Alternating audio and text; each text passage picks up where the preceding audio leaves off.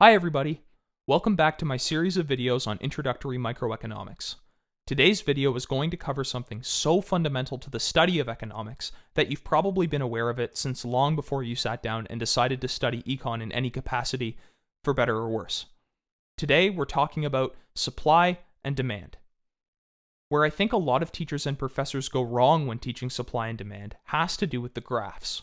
We're going to be working with a lot of simple diagrams from here on out, and you're going to have a much better time if you have a really solid understanding of how to read them.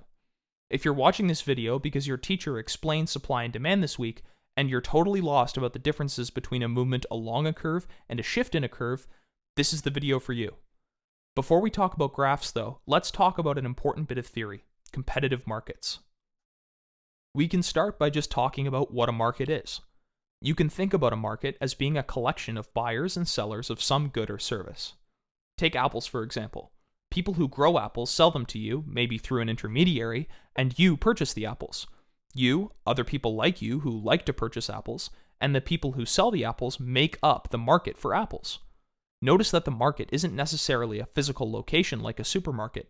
It actually happens all over the place. You could define the market more or less narrowly depending on the issue at hand. For example, you could talk about the market for apples within your city. You could also talk about the international market for apples. For our purposes though, we're going to make some very strict assumptions about markets to make our discussion of supply and demand as simple as possible. Specifically, we're going to be talking about perfectly competitive markets. I'm going to carry this apple example through while I talk about what a perfectly competitive market is. A perfectly competitive market has two key characteristics. First, the goods offered for sale in the market are completely identical. In our example, that means the apples being sold in our market are exactly the same. They're all green, they're equally sweet, and you, as a consumer, have no preference for one apple over another. It follows, then, that you're going to buy the apple with the lowest price. You don't prefer the apple being sold by Farmer Steve over the apple being sold by Farmer Joe. You just buy the one that costs the least. The second key characteristic of perfectly competitive markets is that the market has so many buyers and so many sellers that no one buyer or seller has any influence over the price in the market. Your prof might have called this price-taking behavior. Buyers and sellers both have to take the prices that prevail in the market as given. If Farmer Joe is selling his apple for $2, Farmer Steve can't sell his apples for $3 because nobody is going to be willing to buy a $3 apple when apples are available for $2. On the other hand, if you want to buy an apple for $1, nobody is going to be willing to sell you one because every seller is selling for $2 per apple to an abundance of consumers. Because of the assumption of many buyers and sellers, the sellers can sell as many apples as they want at $2 per apple in equilibrium, and they have no incentive to cut prices to sell to you. Now, we're going to talk more about equilibrium a little bit later, so don't get too worried if you're not sure what that means. You might think that these characteristics or assumptions are a little bit silly, but some markets are actually pretty much perfectly competitive. Take the market for wheat, for example. There are tens of thousands of farmers in the United States that produce wheat and millions of people who consume wheat products. If any one farmer is unwilling to sell their wheat for the prevailing price, the buyers will just buy from a different farmer. The same is true on the consumer side. Wonder Bread isn't going to adjust their price just because you won't buy a loaf. So, we have a ton of buyers, a ton of sellers, and one identical product. Now we can start talking about supply and demand. Let's start with demand. I'm going to define something important here: quantity demanded. Quantity demanded is the amount of a good that the buyers in the market are willing to buy at a given price. You can think about this in your own terms. Let's say you go into the store to buy a candy bar. You're expecting the candy bar to cost $1. If, to your surprise, the candy bar costs $5, you might not buy it, right? That's a lot of money for a candy bar. But on the other hand, if the candy bar was only 10 cents, you might load up a little and buy more candy than you had initially planned. Your quantity demanded of candy bars depends on the price of those candy bars. If we imagine a whole bunch of people, all with individual preferences, we can aggregate them into a demand curve. I'm just going to draw that here. Now, I said earlier in the video that I was going to really break down how to read this diagram. Let's return to the example of the apple market here. The y-axis is the price axis. The x-axis is the quantity axis. The demand curve, which I drew here, gives the relationship between the price of an apple and the quantity of apples demanded. We assume that higher prices mean people want to buy fewer apples, which is probably a reasonable assumption, and so the demand curve slopes down. Your prof might have called this the law of demand. If you go up here, say, to $5 per apple, you'll see that the corresponding quantity demanded in the market is 20 apples. You can trace out what quantity demanded results from each price. That's what the demand curve tells us. There's one other thing to keep in mind here. 3 magic words: everything else equal. You might also hear the Latin version of this, ceteris paribus. You're going to be hearing those words a lot, whether in microeconomics, macroeconomics, econometrics, statistics, you name it. The demand curve gives the relationship between price and quantity demanded in the market holding everything else equal or constant. Nothing else can be changing for us to be sure that this relationship is true. For example, people's preferences can't change. Apples can't suddenly become more delicious. This is a very static, very specific relationship. So, what happens when some of that other stuff changes? For example, what happens if scientists discover that apples improve cardiovascular health and recommend that everybody eat more apples? Well, that's a change in preferences. Assuming you listen to your doctors, that's going to increase demand for apples. Well, the demand curve gives us a relationship between prices and quantity demanded only. We're changing something else other than prices, and yet there's going to be a higher demand for apples. In fact, since something else is increasing demand for apples and the relationship between prices and quantity demanded isn't changing, this change in preferences actually moves the demand curve. The change in preferences increases quantity demanded at every price. This manifests as a shift to the right in the demand curve. If we go back to that original price of $5 an apple, you can see that the quantity demanded in the market goes up to 40 apples. Another way of thinking about why the change in preferences shifts the demand curve is that the demand curve is drawn for a given set of preferences. We draw this demand curve assuming that people's love of apples is going to remain at its current level as price changes. As those preferences change, we have to move the curve around because preferences aren't represented on either axis. There are some other things that might shift demand curves. Income, for example. If you're richer, you're probably willing to buy more apples at every price. Therefore, an increase of the income of a bunch of people on the demand side of the market shifts the demand curve to the right. A fall in income, on the other hand, would shift demand to the left. If a positive change in income increases demand for a good, we call that good a normal good. On the other hand, if increasing income decreases demand for a good, we call that good an inferior good. You might have a tough time thinking of a good where increasing your income decreases your demand for it. A good example might be bus rides. If your income goes up, you might be able to afford a car, and therefore you might demand fewer bus rides. A bus ride, therefore, might be an inferior good. Another thing that might shift a demand curve is a change in the price of a related good. For example, if the price of oranges goes up, you might demand more apples at every price. Why? Maybe you want to eat some quantity of fruit every week, and the increase in the price of oranges means you eat fewer oranges and more apples. If an increase in the price of oranges increases quantity demanded of apples at every price, a shift to the right in the demand curve, we call apples and oranges substitutes. On the other hand, maybe I only eat apples if I can have it with sharp cheddar cheese. If the price of cheddar cheese goes up, I probably want to eat fewer apples. If an increase in the price of cheddar cheese decreases my quantity demanded for apples at every price, a shift to the left in the demand curve, we call apples and cheddar cheese complements. That's about as in-depth as I want to go on demand in this video. Let me move on to supply. I'm going to essentially make the same argument I made about demand on the supply side. Producers of goods will supply a different number of apples to the market at each price. If this is intuitive to you, great, but I'm going to elaborate on it a little bit more. Basically, even though apple growers produce an identical product, they might have different operating costs. Imagine we have two farmers. One might own very arable land, and producing apples might be easy. The other might own cruddy, acidic land, and growing apples might require more fertilizer or other expensive inputs. If apples sell for a higher price, it's more likely that it's profitable for both farmers to supply apples to the market, so a higher price is associated with a greater level of supply.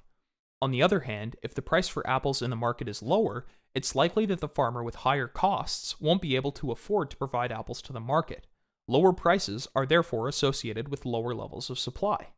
If we add together the individual quantities supplied to the market by individual producers at every price, we get the supply curve. It slopes up as higher prices are associated with higher levels of quantity supplied, as I said. If you're having a tough time understanding what this curve represents, take a second and go watch the section of the video on demand again.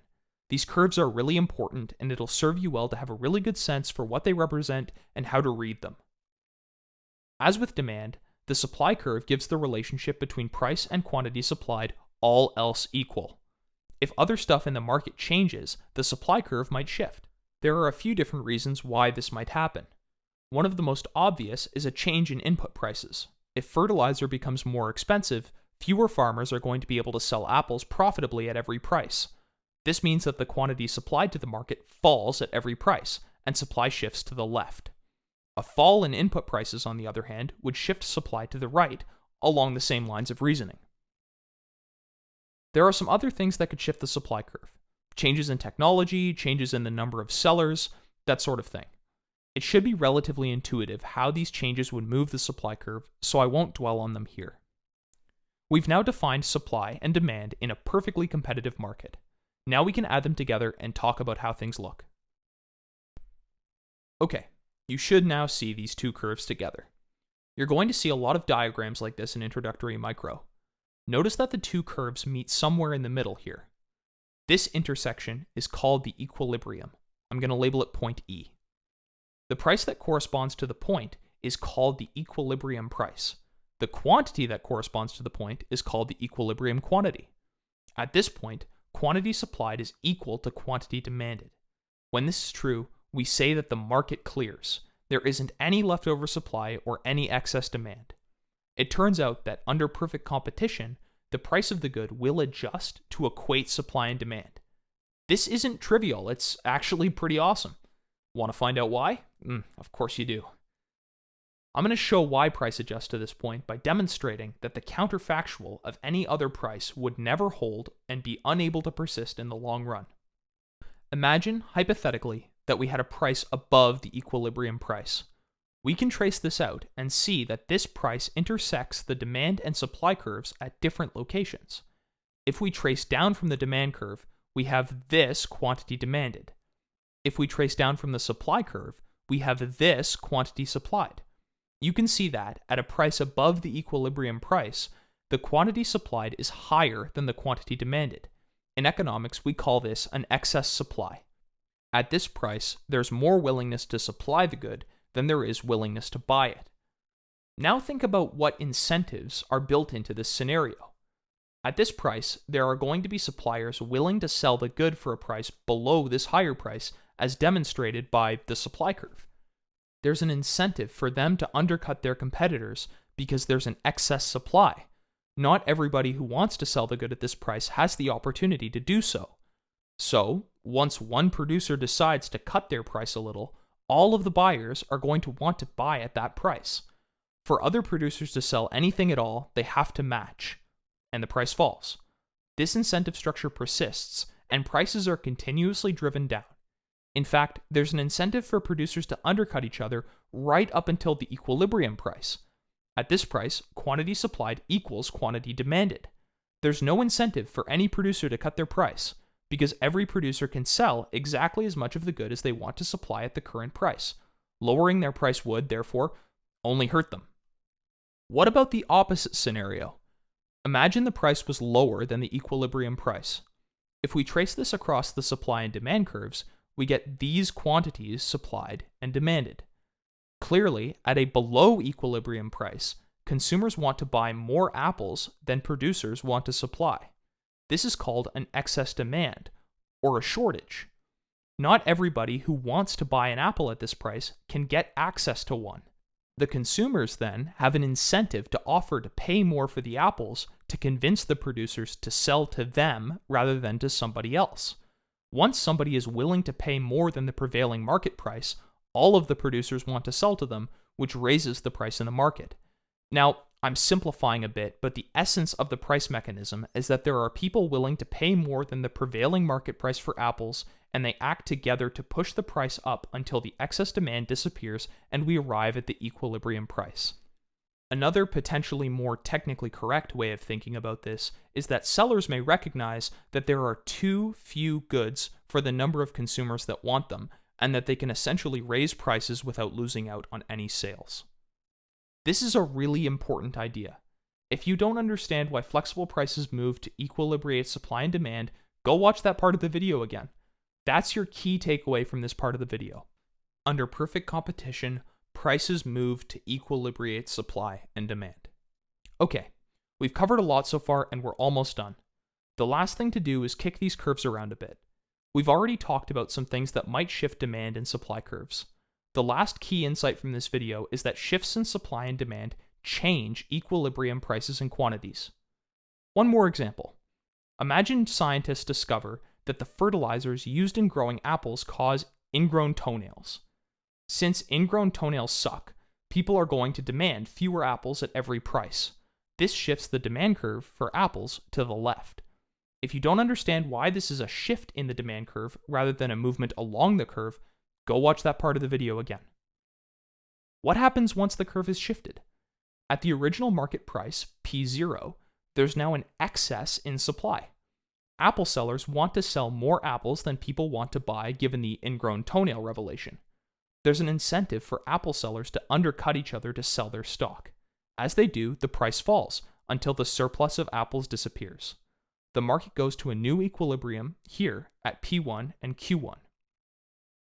If you know the direction a curve shifts, you can work out the general impact on equilibrium price and quantity, though understanding the exact impact on price and quantity would require a bit more math. You might also see a scenario where both demand and supply shift. In this case, the impact on price and quantity depends both on the respective directions and the magnitudes of the shifts. This video is already really long, so I won't go through that here. The last thing I'll say about this is if you encounter a question about how shifts in demand and supply change prices and quantities, I strongly suggest you draw it out. Trying to think about it without a visual aid is tricky and can lead to an unnecessary mistake. And that about wraps it up. Thanks for watching. I hope you found this video helpful. Please consider subscribing as I'm going to be making a new video on micro every week this semester. And, as always, leave your questions down below and I'll do my best to help you out. Thanks again.